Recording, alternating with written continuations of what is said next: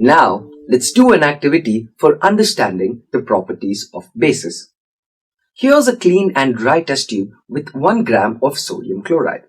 And if you add concentrated sulfuric acid to this test tube, there is a gas that gets released. And this gas is hydrochloric gas. And if you test this gas with blue litmus paper, there will be no change in the color, meaning that the gas is not acidic.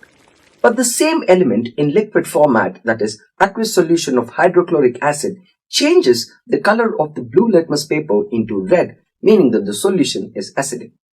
Anyway, the gas that gets released in this reaction dissociates in the presence of water to produce hydrogen ions.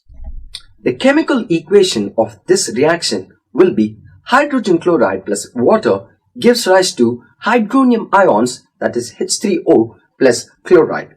Okay, you might be wondering why the hydrogen ions are represented as hydronium ions in the equation. Well, let me tell you why. The hydrogen ions that get produced in this reaction cannot exist as bare ions. Hence, they get associated with water molecules and exist as hydrated ions, where each ion is linked with 4 to 6 water molecules. And this is the reason they are represented as hydronium ions. Okay, so now we know that acids, when dissolved in water, produce hydronium ions. And when bases are dissolved in water, they give rise to hydroxide ions. But not all bases are soluble in water.